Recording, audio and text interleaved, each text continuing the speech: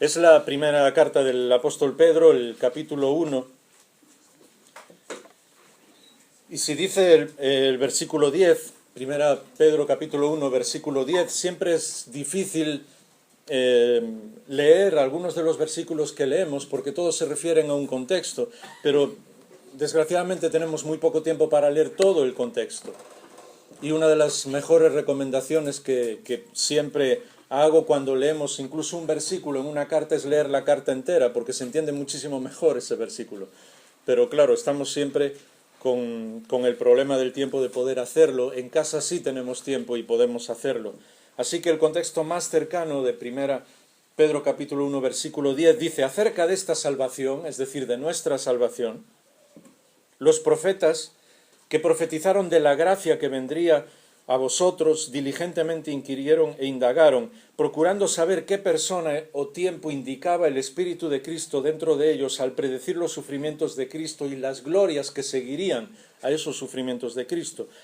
A ellos les fue revelado que no se servían a sí mismos, sino a vosotros, a cada uno de nosotros, en esas cosas que ahora os han sido anunciadas, mediante la cual os predicaron el Evangelio, los que os predicaron el Evangelio por el Espíritu Santo enviado del cielo, cosas a las cuales los ángeles anhelan mirar. Literalmente la frase que utiliza es muy bonita porque no es solamente anhelar, sino que los ángeles como que se agachan, como que están deseosos por ver las cosas que nosotros estamos disfrutando. Y a ver cómo puedo explicar esto y que lo entendamos. Uno de los mayores problemas que puede existir en la verdad es cuando nos quedamos solamente con un porcentaje de la verdad. Entonces saber el 60-70% de la verdad en algo en la vida puede ser a veces una de las mayores mentiras, porque nos acomoda, se puede convertir en nuestro enemigo. Creemos que sabemos toda la verdad, pero solo sabemos un porcentaje. ¿Por qué digo esto? Porque muchas veces, incluso cuando hablamos de nuestra relación con Dios y hablamos de la salvación, y es cierto lo que estamos diciendo, pero no es absolutamente todo lo que Dios quiere para nosotros, y pensamos en la salvación y nuestra relación con Dios en términos de que Él nos ha perdonado, que el sacrificio del Señor Jesús en la cruz y su resurrección nos ha declarado, mejor dicho, justos delante de Dios, y entonces podemos pasar toda la eternidad con Él y somos perdonados y Dios transforma nuestra vida, y eso sí es el Evangelio, pero es mucho más que eso. Y a veces uno de los mayores problemas que tenemos, y uno de los mayores problemas en cuanto a que no haya un verdadero avivamiento en las iglesias y una renovación espiritual, como hablábamos esta mañana, es que nos quedamos solamente con eso. Nos quedamos solo con una parte gloriosa, impresionante del Evangelio, pero solamente nos quedamos con eso nada más. Incluso yo entiendo muchas veces canciones, himnos que tenemos y expresiones que tenemos, las entiendo en ese contexto, pero a veces de repetir alguna cosa tantas veces llegamos a creerla. Hay un himno que dice en una de sus frases: salvo, santo y satisfecho, y a veces me da la impresión que eso es lo que vivimos. Somos salvos, somos santos, ya estamos satisfechos. Pues es mucho más que eso. Y uno de los mayores problemas por los cuales no vivimos la auténtica vida en la relación con el Señor y la auténtica vida cristiana, y no nos arriesgamos a vivir cara a cara con Él, como decíamos esta mañana, y no estamos transformando por el poder del Espíritu de Dios todo lo que nos rodea, es porque quizás estamos demasiado satisfechos con algo que es muy bueno, porque hemos sido perdonados. Yo creo que casi todos los que estamos aquí somos del Señor, y vamos a ir y estar toda la eternidad con Él, pero no es solamente eso. ¿Por qué esas cosas y esa salvación de la que habla la Biblia los ángeles anhelan mirar, están deseosos viendo lo que nosotros vivimos? Y más de uno, y perdonadme, esto sí no es bíblico, pero es un poco fruto de la imaginación, estaría hablándonos y diciendo: pues me gustaría estar viviendo lo que tú estás viviendo. Yo quiero ver lo que está ocurriendo en tu vida, lo que está ocurriendo en la iglesia, lo que está ocurriendo en tu entorno, lo que está ocurriendo en la vida de tu familia. Así que el Evangelio es mucho más que el hecho de que un día estemos toda la eternidad con el Señor. Si vais un poquito más atrás de lo que leímos esta mañana, en la primera carta a los Corintios, el capítulo 2, nos habla en cuanto a lo que es la sabiduría que Dios tiene preparada para nosotros. Porque varias veces en la Biblia se nos habla que ser salvo es también ser sabio, por una razón muy sencilla: la verdad es el Señor Jesús.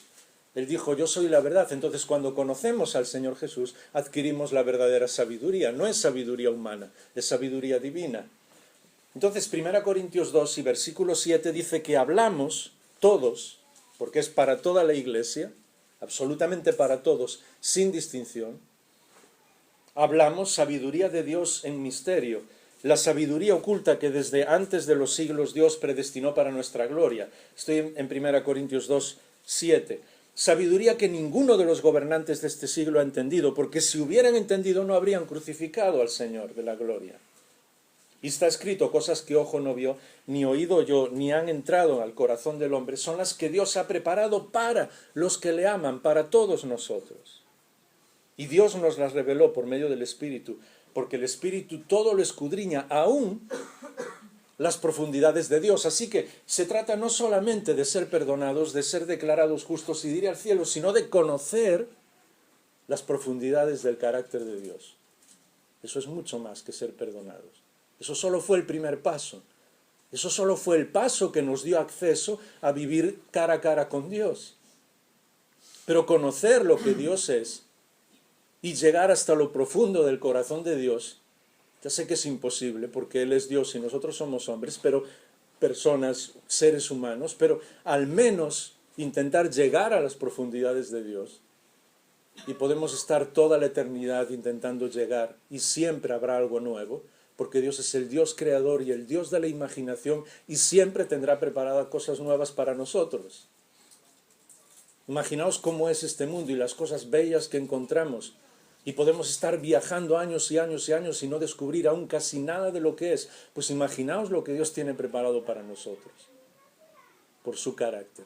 Pues eso es parte también de nuestra salvación, del regalo que Dios nos ha dado. Es más, ese primer versículo que leímos nos habla de la gloria, que estamos manifestando las riquezas de la gloria de Dios en cada uno de nosotros. ¿Os acordáis lo que leímos esta mañana? Cuando yo vivo cara a cara con el Señor. Y eso no tiene nada que ver con algo místico, porque uno de los errores que a veces el enemigo quiere poner en nosotros es pensar que vivir cara a cara con el Señor es ser algo místico, vivir como si estuvieras como a 2 metros por encima del ras del suelo, del nivel del suelo, y vivir como si estuvieras en las nubes. Y no, se trata de vivir justo más apegados al suelo que nunca, porque estamos manifestando la gloria de Dios en este lugar, en el lugar donde vivimos, en el lugar donde caminamos cada día, como vamos a ver. Así que nos dice que todo eso está manifestado en la gloria de Dios, esa sabiduría de Dios, y que lo predestinó no solamente para la gloria de Dios, sino para nuestra gloria, es decir, para que nosotros manifestemos lo que Dios es, porque muchas personas nunca van a escuchar nada más de Dios que aquello que ven en nuestra vida o que nosotros podemos decirles. Y yo sé que Dios puede hablar de muchas maneras diferentes y lo hace. Y en la Biblia hasta usó a una burra, así que imagínate, no nos va a usar a nosotros. Puede usar a quien quiera, pero lo normal, lo que Él quiere, es usar nuestra vida y nuestras palabras. Y así manifestar su gloria. Por eso un poco más hacia atrás, en la carta a los Romanos, el capítulo 9, Pablo, refiriéndose exactamente a lo mismo, capítulo 9 y versículo 23, cuando habla de esa sabiduría y esa gloria, 9:23 dice que hizo conocer todo lo que son las riquezas de su gloria, Romanos 9:23, sobre vasos que Él preparó antes para gloria, y esos vasos somos cada uno de nosotros. Y aquí deberíamos encontrar, como sea, y lo más rápido posible, tiempo para leer tranquilamente la carta a los Efesios como mínimo. Yo creo que lo dije en Orense la última vez que estuve, ya no recuerdo, pero como mínimo leerla muy despacio y ver todas las cosas que Dios ha puesto en cada uno de nosotros y lo que Él quiere de cada uno de nosotros. Y todas las riquezas espirituales que tenemos en Cristo. Porque parte de nuestros problemas y de nuestra situación en la vida y de nuestro poco de nuestra pequeña repercusión en el mundo que nos rodea es no darnos cuenta de que Dios nos ha bendecido con toda bendición espiritual. Literalmente es lo que dice, toda. Así que cuando muchas veces le estamos diciendo al Señor, bendíceme, es una buena oración, pero Dios te está diciendo, ya te he dado todo, absolutamente todo. Y dice, no solamente aquí, sino que nos hizo sentar por fe en los lugares celestiales. Nosotros vivimos en este mundo, estamos aquí para transformar el mundo, pero ya somos de otro lugar. Y porque somos de otro lugar, queremos que este mundo sea lo mejor posible. ¿Os dais cuenta? Y vais a ver en un momento por qué. Es un texto que conocéis muy bien, otra vez en 1 Corintios y el capítulo 3. Y antes de leerlo, pensad un momento lo que estaba ocurriendo. En el Antiguo Testamento Dios se manifiesta a un pueblo que trata como suyo, es su pueblo. Y entonces, para que la gente se diese cuenta de lo que significa su carácter y su presencia, porque Dios es todopoderoso, inmensamente justo, santo, omnipresente, Él es el Dios creador, el Dios majestuoso, y nosotros muchas veces pensamos que podemos vivir de cualquier manera, y no es así. Entonces, para que nosotros nos diésemos cuenta de nuestra diferencia, digamos, en nuestro carácter con Dios, Dios se revela a su pueblo, y cada vez que Dios hablaba, el pueblo temblaba. Es más, después de que el pueblo de Israel salió de Egipto y aquel tabernáculo escenificaba de alguna manera la presencia de Dios para que el pueblo supiese que Dios estaba en medio de ellos, cuando construyen el templo, todos sabéis muy bien, había un lugar donde todo el mundo entraba, el atrio, y después un lugar un poco más especial, un poco más adelante para el pueblo de Dios, y después un lugar santo donde las personas que querían sacrificar delante del Señor, que querían entrar en la presencia, entraban. Pero había un lugar, yo sé que lo sabéis de memoria, un lugar santísimo donde solamente una vez al año el sumo sacerdote entraba, y había un velo que cubría ese lugar y en el que no se podía entrar. Y no era un velo cualquiera, porque cuando explica en la construcción del templo el grosor de ese velo, era un grosor de casi medio metro, así que no te imagines un velo como nosotros a veces pensamos, que casi se puede ver lo que hay allí. No, era un lugar inaccesible para que la gente se diera cuenta que la presencia de Dios era algo importante. Y solamente el sumo sacerdote, una vez al año, podía entrar para ofrecer sacrificio para todo el pueblo, por todas las personas. Así que el pueblo de Dios creció dándose cuenta de que estar en la presencia de Dios no era cualquier cosa. Todos sabéis lo que ocurrió cuando el Señor Jesús murió. En aquel instante en la cruz, la Biblia dice que cuando Él entregó su espíritu, porque fue el Señor el que lo entregó, el velo del templo se rasgó desde arriba abajo, porque Dios quería que todos supiesen que era Él quien estaba rompiendo el velo. Y lo rompía por la persona del Señor Jesús. Era como si el mismo Señor Jesús estuviera rompiendo su vida para que nosotros pudiéramos entrar a la presencia del Padre. Durante la vida del Señor Jesús, la frase que Él más repitió, ¿sabes cuál es? No temas, no tengas miedo, no temas, no tengas miedo. Porque a lo largo de siglos el pueblo se había dado cuenta de que estar en la presencia de Dios no era cualquier cosa. ¿A dónde quiero llegar? Pues a lo que la Biblia nos dice.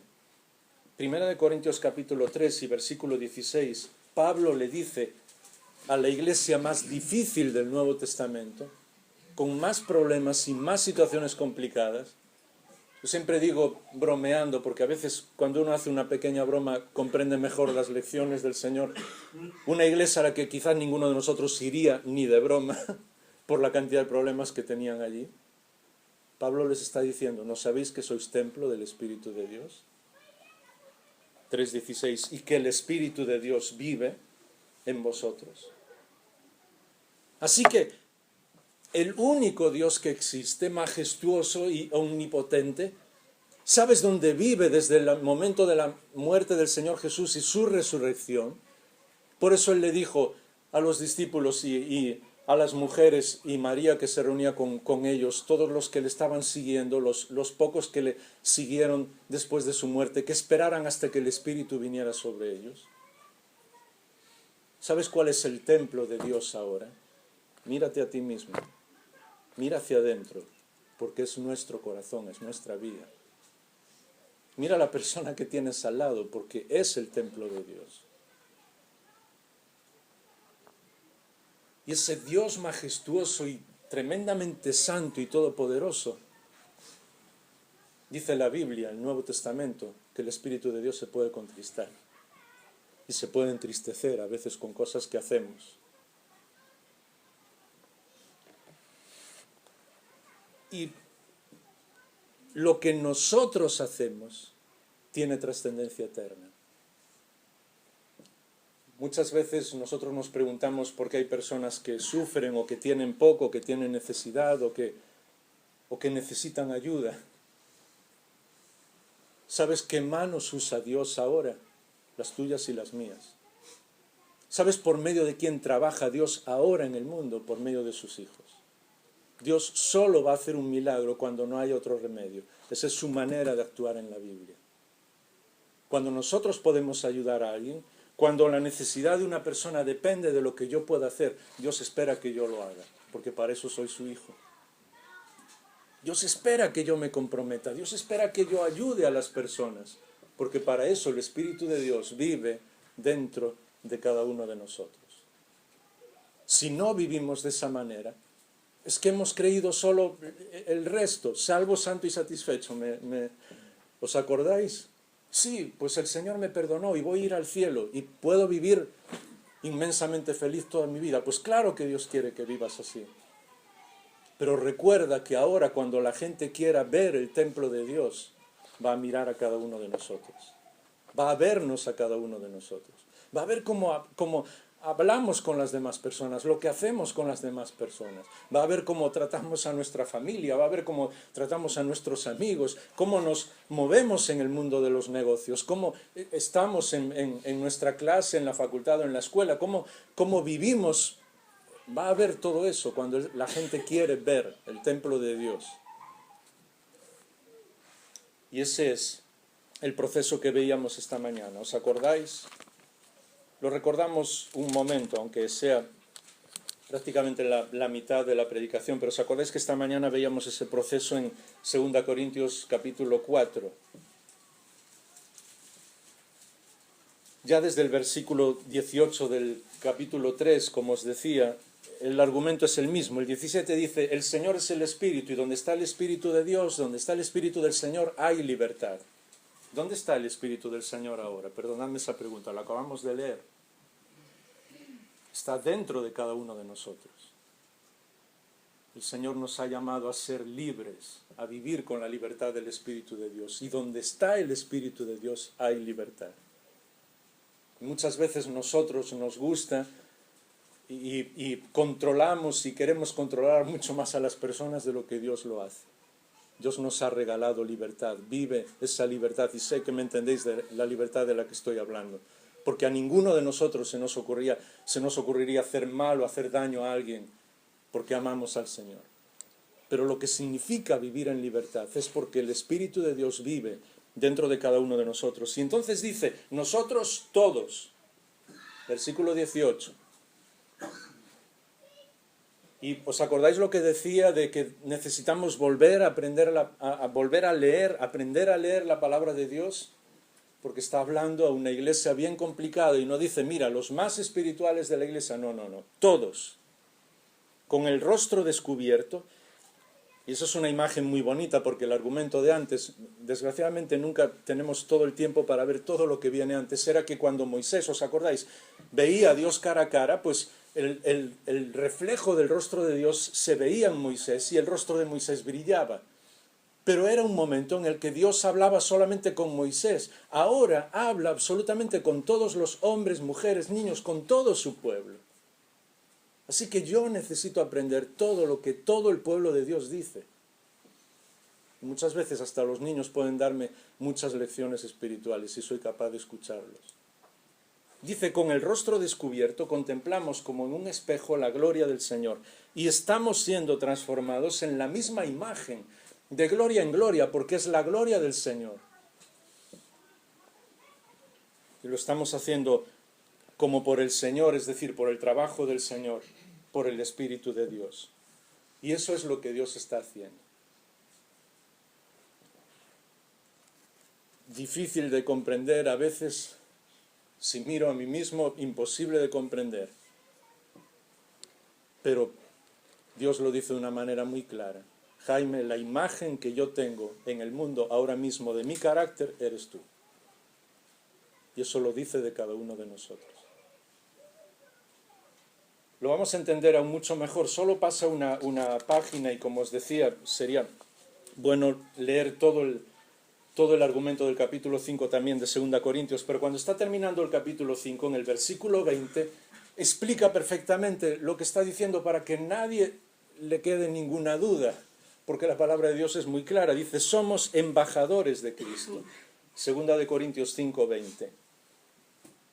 Y Dios mismo, como si Dios mismo rogara por medio de nosotros, rogamos reconciliados con Dios.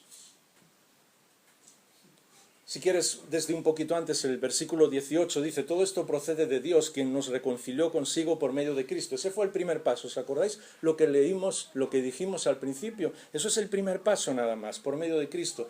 Pero nos dio el ministerio de la reconciliación, es decir, que Dios estaba con Cristo reconciliando al mundo consigo mismo, no tomando en cuenta a los hombres sus transgresiones, y nos ha encomendado a nosotros la palabra de reconciliación. Es decir, la manera directa que Dios tiene de hablar a las demás personas es que nosotros seamos agentes de reconciliación.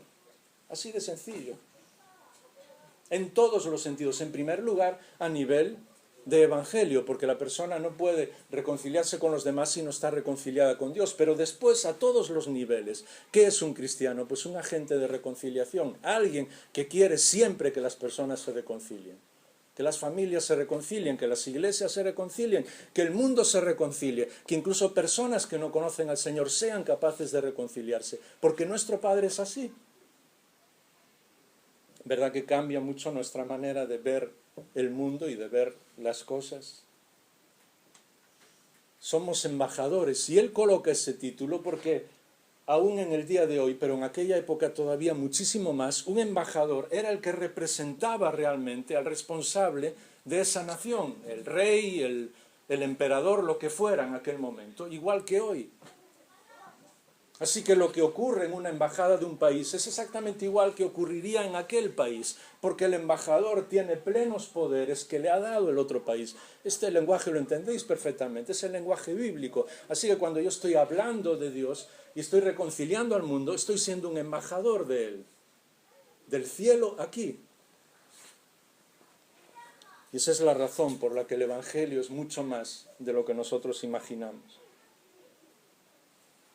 Es más, ese trabajo de reconciliación nos lleva muchas veces a sufrir con el propio Señor Jesús. Dice Filipenses capítulo 3, y vamos a ir ya muy rápido en los últimos momentos porque el tiempo siempre va más rápido de lo que pensamos. Filipenses capítulo 3 y el versículo 10, Pablo está hablando de lo que significa la base de la salvación, de que nuestra justicia ya no tiene que ver con la ley, sino con la fe. Y dice el versículo 10 que su objetivo, Filipenses 3:10, es conocerle a Él. Pablo ya le conocía, porque para él el vivir era Cristo, pero era estar cada día más cerca de Él. ¿Os acordáis lo que hablábamos esta mañana? Y dice, no solamente a Él, sino el poder de su resurrección y participar en sus padecimientos, llegando a ser como Él en su muerte. Es decir, que Dios nos ha dado el privilegio, incluso cuando estamos sufriendo, de poder, de alguna manera que nosotros no imaginamos, comprender lo que el Señor Jesús sufrió por nosotros. Y a veces no queremos sufrir o estamos en momentos complicados y deberíamos pensar de esta manera, pues el Señor sufrió muchísimo más por mí. Y estoy comprendiendo un poco lo que Él pasó para que yo pueda estar aquí. Y no tiene nada que ver con suplir algo que falte, porque la muerte y el sufrimiento del Señor Jesús fue perfecto, ¿me entendéis? Pero es llegar a comprender lo que Él sintió. Y es más, saber, y esa sería la otra cara de la moneda, que todo lo que nosotros sufrimos también es parte de su propio sufrimiento. Yo sé que lo he dicho varias veces, pero no me canso de repetirlo. ¿Os acordáis que cuando el Señor se presenta a Pablo, por primera vez, Saulo yendo camino de Damasco, el Señor se presenta a Saulo y lo primero que le dice: Saulo, Saulo, ¿por qué me persigues? No le dice: ¿por qué estás persiguiendo a la iglesia? Y esa es la razón por la que Pablo es el que argumenta en cuanto a los sufrimientos del Señor Jesús una y otra vez, porque él lo comprendió perfectamente. Si yo persigo a la iglesia, estoy persiguiendo al mismo Señor Jesús, porque nosotros somos parte del cuerpo de Cristo, ¿recordáis? Así que vivir con el Señor es mucho más de lo que nosotros podamos imaginar. Y ese argumento llega casi a lo más alto en el capítulo 8 de Romanos, un momento que casi todos conocéis muy bien, Romanos 8, capítulo 13. Romanos capítulo 8, y quizás leyendo desde el versículo 15, Romanos 8:15, pues no habéis recibido un espíritu de esclavitud para volver otra vez al temor. ¿Os acordáis lo que hablamos de lo que pasaba en el antiguo? Sino que habéis recibido un espíritu de adopción como hijos, por el cual clamamos: Abba, Padre. El mismo espíritu que da testimonio a nuestro espíritu de que somos hijos de Dios. Y ya que somos hijos, también herederos, herederos de Dios y coherederos con Cristo.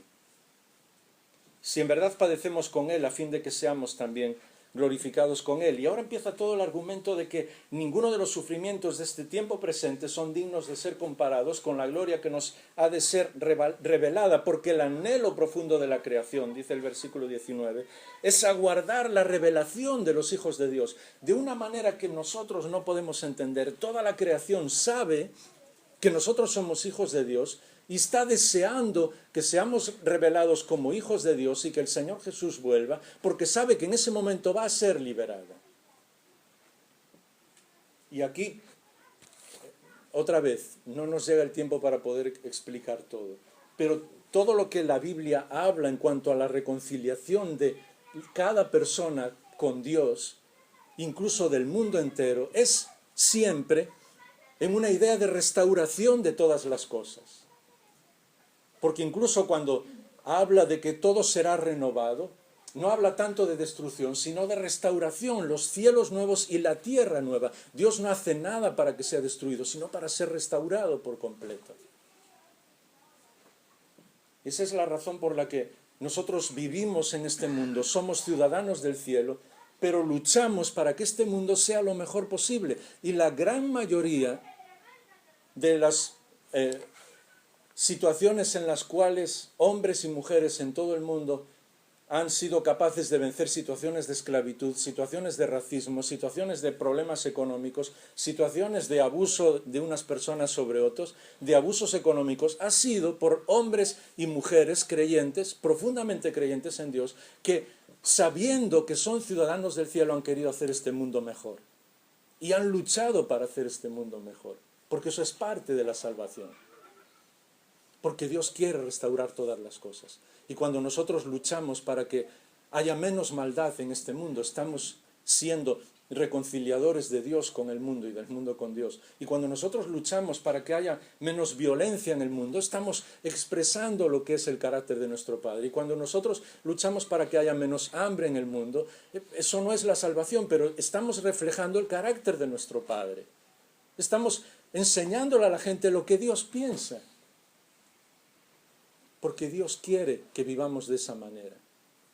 Y algunas cosas que muy pocas veces somos capaces de incluso de leer en la palabra de Dios, porque nuestro enemigo es muy inteligente como para ponernos cosas en nuestra mente que no tienen que ver con la mente de Cristo. Hasta en el libro de Apocalipsis, leerlo en los 3 últimos capítulos, cuando habla de los cielos nuevos y de la tierra nueva, dice que Dios llevará allí los tesoros, los mejores tesoros de todas las naciones. Así que de alguna manera que nosotros no podemos entender, cosas incluso que nosotros vemos aquí, que hombres y mujeres han hecho y que son verdaderos tesoros, yo que sé, obras de arte, cosas que han merecido la pena, Dios va a rescatarlos y decir, esto merece la pena, esto es parte de la creatividad que yo le he dado a esta persona. Porque Dios quiere restaurar todas las cosas. Y Dios nos ha llamado a vivir una vida diferente. Y sabemos que un día esa vida será perfecta en el cielo. Pero Dios nos ha llamado a que hagamos que esa misma vida aquí sea lo mejor posible para todos. Entonces, cuando las personas ven cómo nosotros vivimos, quieren conocer a nuestro Padre Celestial. Por eso, 2 Tesalonicenses 1, en el versículo 12, nos dice que el Señor Jesús será manifestado en sus santos cuando vuelva con nosotros en gloria. Ya no vamos allí por amor al tiempo. Así que cuando Él vuelva no es solamente la segunda venida del Señor Jesús, dice que vuelve con su iglesia para que todo el mundo vea que esas personas que han sido redimidas, que han sido compradas, que han sido perdonadas, que han sido salvadas, son personas que piensan de la misma manera que Él, que quieren renovarlo todo, que quieren ayudar a todos. Y cada vez que hacemos algo que glorifica a nuestro Padre Celestial, aunque sea fuera del ámbito espiritual, entre comillas, y eso tendríamos que hablarlo otro día, porque en la Biblia no hay esa distinción entre lo que es espiritual y lo que es secular. Todo está en las manos de Dios, todo es de Dios y toda la vida se hace en la presencia de Dios, absolutamente todo lo que hacemos. Y es tan espiritual una predicación como un abrazo, y es tan espiritual cuando le decimos algo a una persona como cuando hacemos nuestro trabajo bien, porque honramos a nuestro Padre Celestial. Pues cuando el mundo vea que el Señor Jesús vuelve, dice que será glorificado también con sus santos. Y por último, en esa misma primera carta a los Corintios, algo que ya es mucho más de lo que habríamos imaginado, en el capítulo 6, 1 Corintios capítulo 6 y el versículo 2, cuando Pablo está hablándole a las personas en la iglesia, inspirado por el Espíritu de Dios en cuanto a los problemas que ellos tenían dentro de la iglesia, el Espíritu de Dios dice algo que se nos escapa y que por lo menos a mí me parece increíble. ¿Entendéis cuando uso esa palabra, no? Porque a veces cuando digo increíble no es que no se pueda creer, sino que no sé qué otra palabra utilizar. Dice el versículo 2, ¿no sabéis que los santos han de juzgar al mundo? 1 Corintios 6:2. Y si el mundo va a ser juzgado por vosotros, ¿no sois competentes para juzgar un caso de la iglesia, un caso trivial, dice? ¿No sabéis que vamos a juzgar a los ángeles? ¿Cómo no podéis arreglar los asuntos de esta vida?, le está diciendo Pablo. Así que por si eso fuera poco, Dios nos está diciendo, mira, os estoy preparando incluso un día, cuando sea el juicio, muchas de las cosas las vais a juzgar vosotros. ¿Estarás preparado para hacer eso? Si a veces no somos capaces de confiar en el Señor en un pequeño detalle en la vida, ¿estaremos preparados para confiar en cosas que tienen trascendencia eterna?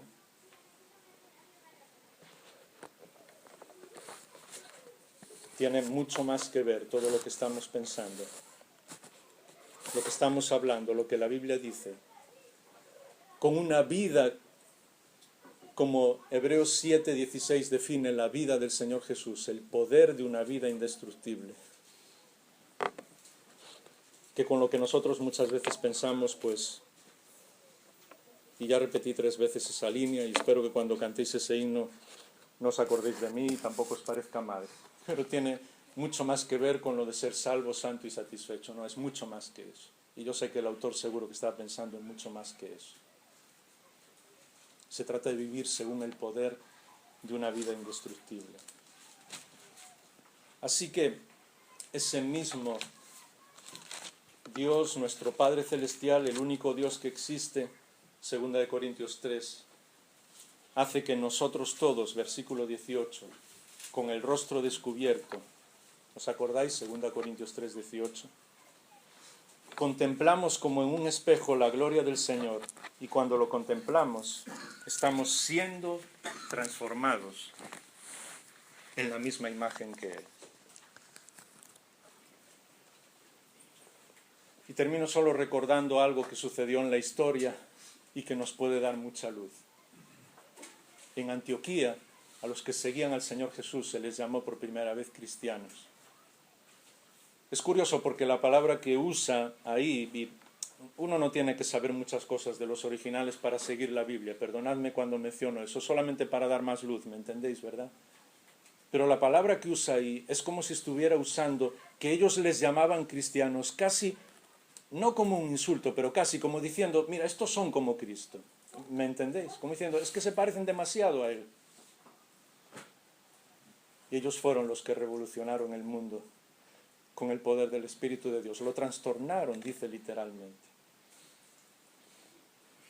Así que sería genial si la gente nos viera, aún con todos nuestros defectos y todos nuestros líos y situaciones difíciles, y se les ocurriera decir a la gente, es que esos parece que son como Jesús. ¿Verdad que sería el mejor halago? De eso se trata la salvación, precisamente de eso. Oramos.